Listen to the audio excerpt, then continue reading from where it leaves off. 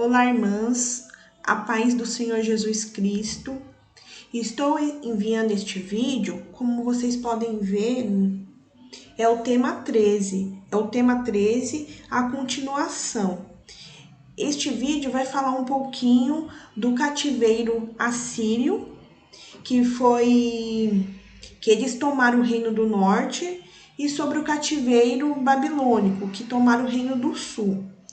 Neste vídeo vai apresentar esses dois cativeiros, as suas diferenças. Então, o primeiro é o Reino do Norte. Eles foram cativos, eles foram levados pelos assírios.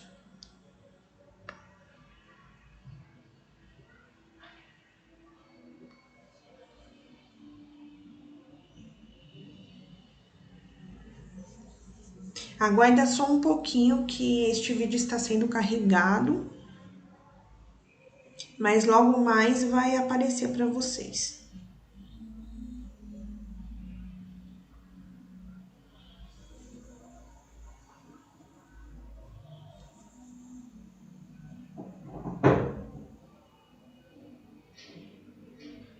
A monarquia. O seu tempo foi de 1095 até o ano de 975 a.C., totalizando 120 anos. Este período abrange os reinados de Saul, Davi e Salomão. E foi no período do reinado de Salomão que Israel teve sua maior área geográfica devido às conquistas de Davi.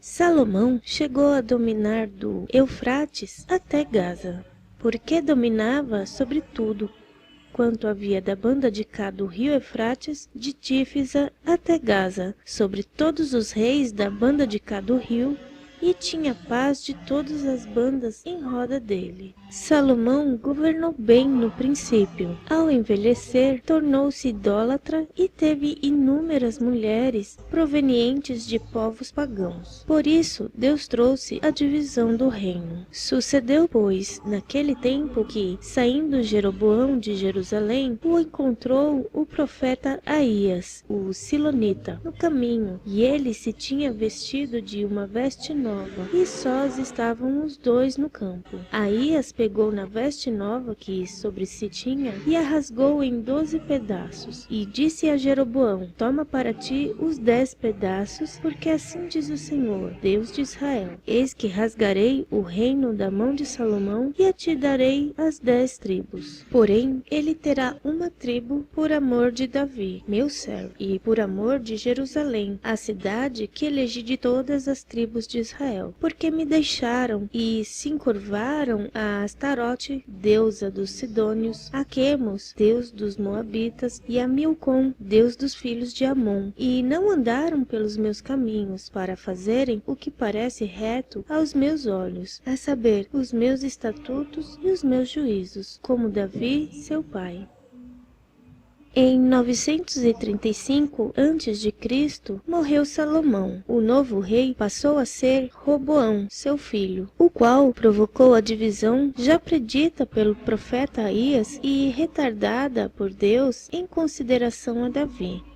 Pelo que disse o Senhor a Salomão: visto que houve isto em ti, que não guardaste o meu conselho e os meus estatutos que te mandei, certamente rasgarei de ti este reino e o darei a teu servo. Todavia, nos teus dias não o farei, por amor de Davi, teu pai. Da mão de teu filho o rasgarei.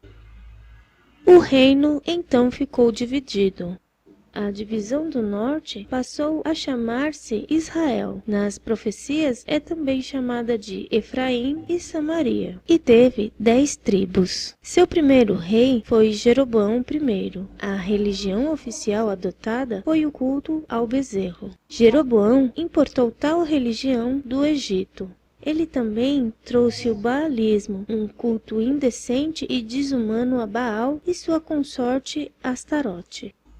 Os profetas Elias e Eliseu, auxiliados pelo rei Jeú, comandaram batalha contra este culto idólatra. A capital do reino foi Samaria. Isto foi a partir do rei Onri. Antes disso, porém, serviram como capital as cidades de Siquém, Penuel e Tirza.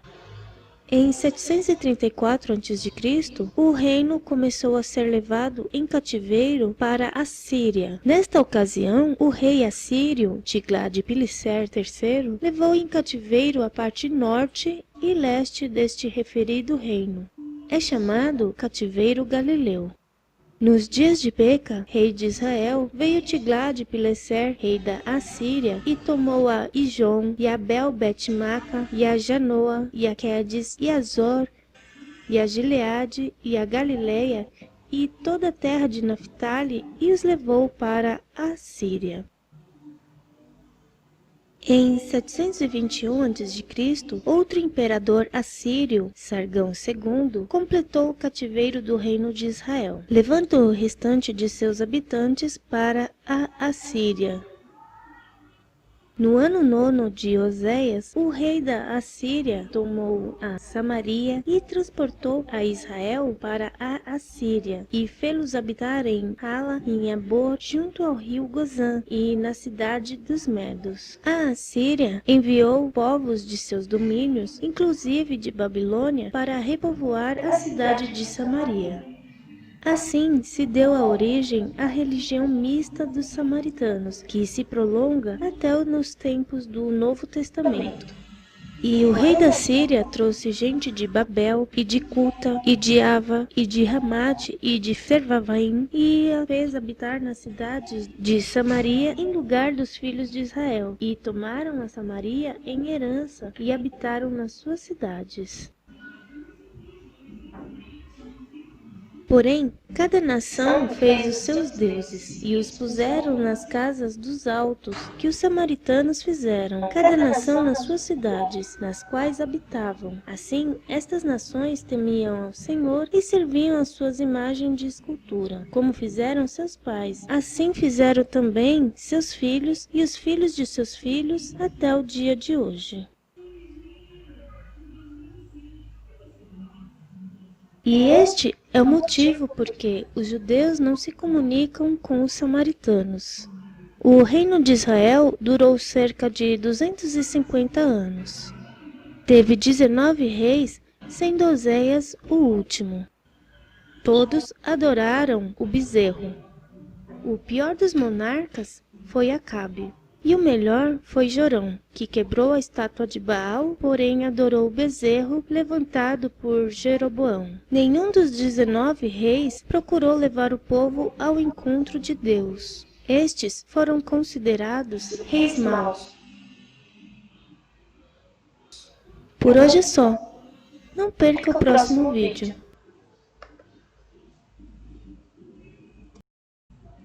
Agora eu vou passar para vocês esse vídeo que vai falar sobre o cativeiro babilônico, que é o Reino do Sul.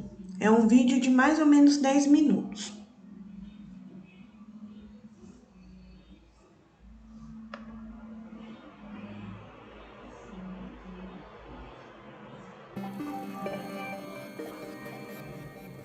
Olá, sejam todos bem-vindos ao meu canal. O exílio de Judá. A morte do rei Josias em 609 a.C. pôs fim à reforma religiosa em Judá, e durante o reinado de Joaquim, filho de Josias, as práticas pagãs voltaram a se infiltrar no reino do sul, Judá.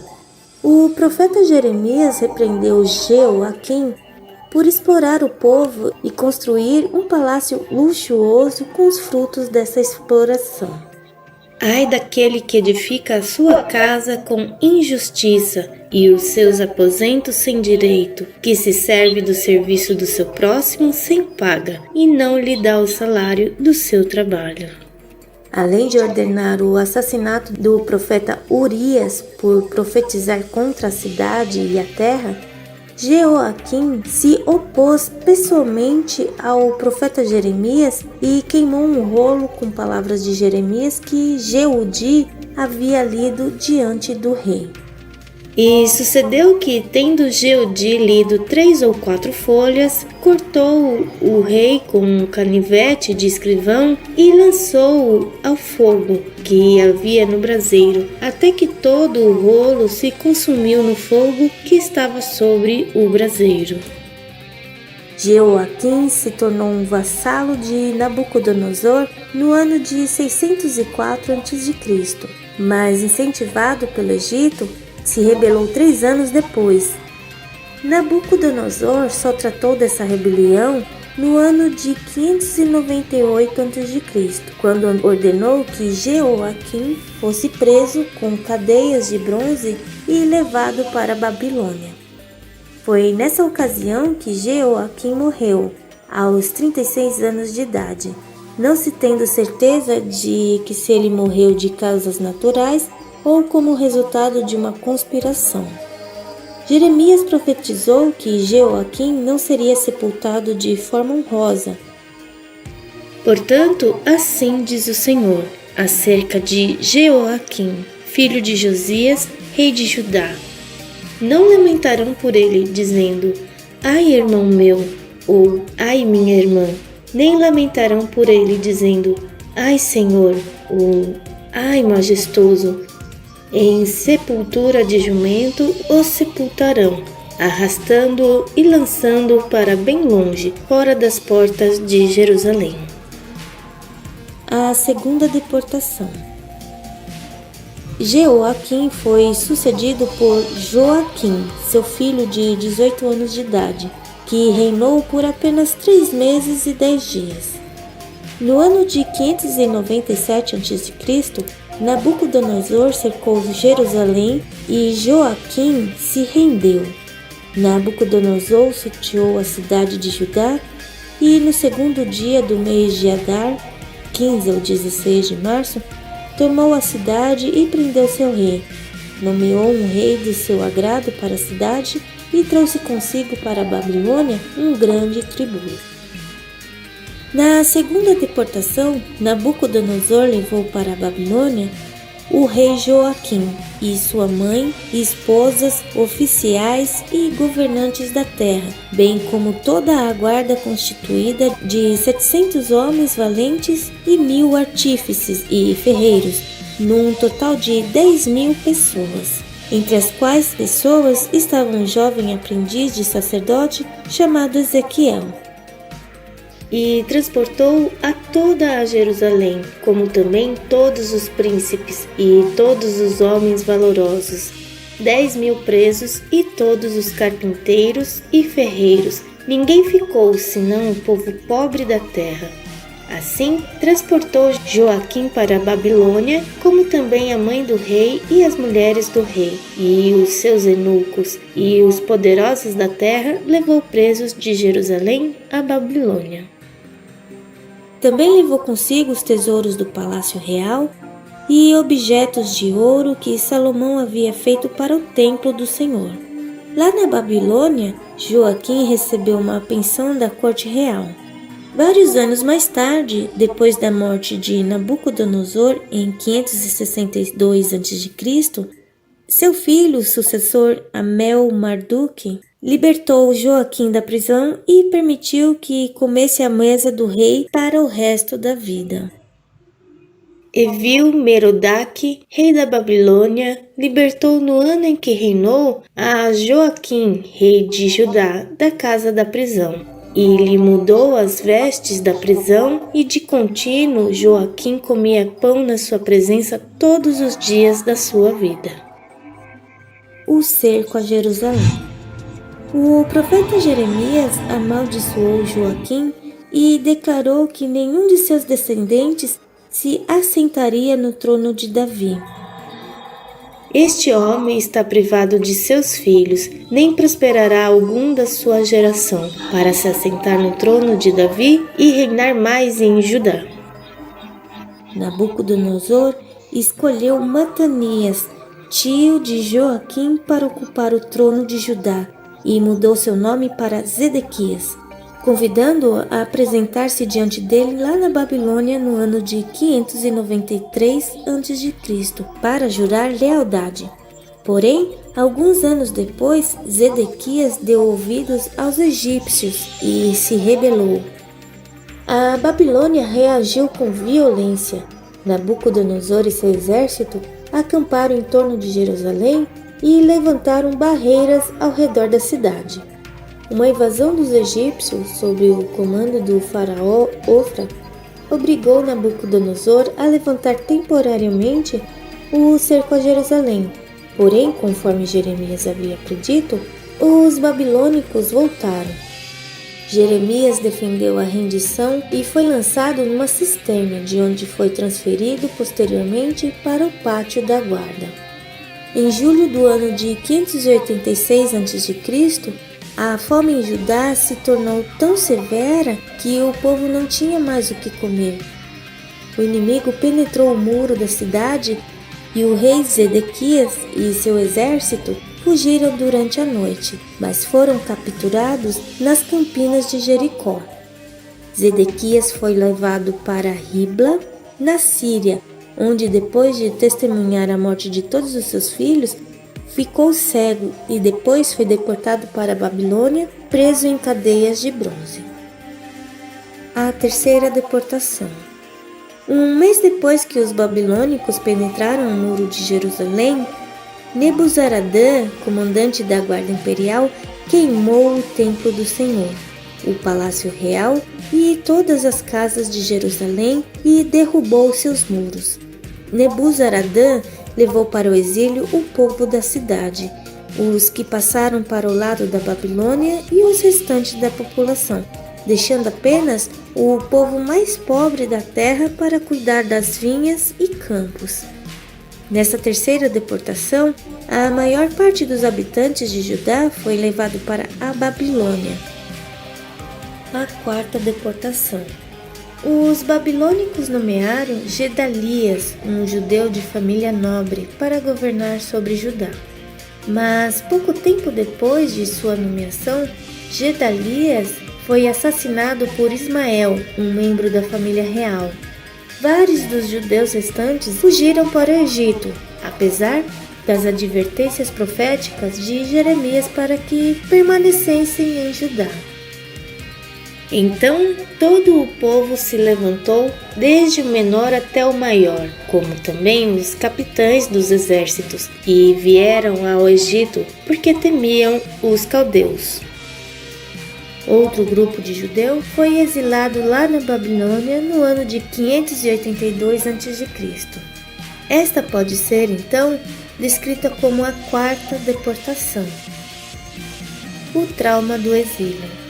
Os judeus que sobreviveram à longa jornada para a Babilônia provavelmente foram colocados em assentamentos separados dos babilônios e receberam permissão de se dedicar à agricultura e trabalhar para sobreviver. Mas o trauma do exílio é expressado claramente pelo salmista. Junto aos rios da Babilônia, nos assentamos e choramos, lembrando de Sião. Nos salgueiros que há no meio dela, penduramos as nossas harpas, porquanto aquele que nos levaram cativos nos pediam uma canção, e os que nos destruíram, que nos alegrássemos, dizendo: cantai-nos um dos cânticos de Sião. Mas como entoaremos o cântico do Senhor em terra estranha?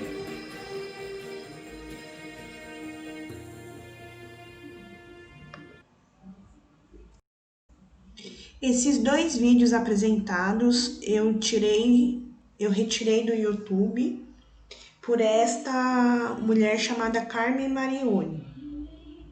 Eu achei interessante porque são dois vídeos que, de forma resumida, conseguem mostrar como foi o cativeiro tanto do Reino do Norte como do Reino do Sul.